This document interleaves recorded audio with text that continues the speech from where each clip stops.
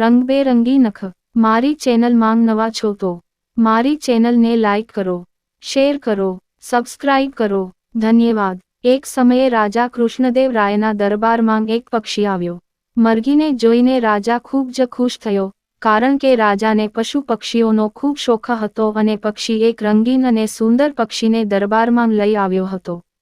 દરબારમાં આવીને મરઘીએ કહ્યું, મહારાજ, મેં ગઈકાલે જંગલમાંથી આ સુંદર અને વિચિત્ર પક્ષી પકડ્યું છે.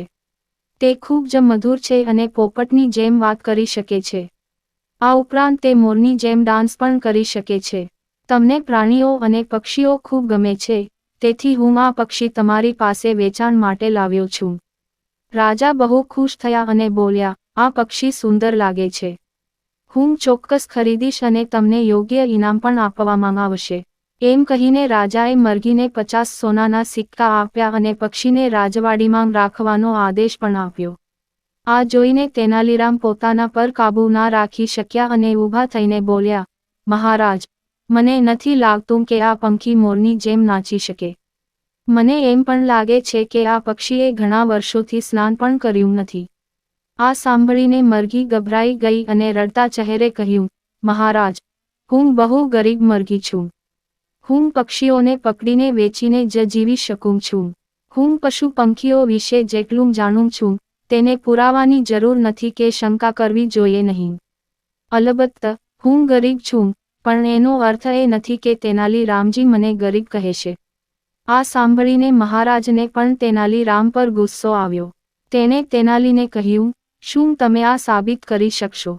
એટલામાં તેનાલીએ કહ્યું, હા મહારાજ, હું સાબિત કરી શકું છું. એમ કહીને તેનાલીએ કુંડામાં પાણી લાવીને પિંજરામાં રાખેલા પક્ષી પર રેડ્યું. આટલું થતાં જ દરબારમાં બેઠેલા બધા આશ્ચર્યથી પક્ષી તરફ જોવા લાગ્યા. રાજા પણ પક્ષીને જોઈને ચોંકી ગયો. તેનાલી રામે પક્ષી પર પાણી રેડતા જ તેના પરનો બધો રંગ ઉતરી ગયો. પાંજરામાં બંધ પક્ષીનો રંગ આછો ભૂરો થઈ ગયો. રાજા આઘાતથી તેનાલી તરફ જોવા લાગ્યો. તેનાલીએ ઝડપથી રાજાને કહ્યું, મહારાજા, આ જંગલી કબૂતર છે, કોઈ વિચિત્ર પક્ષી નથી.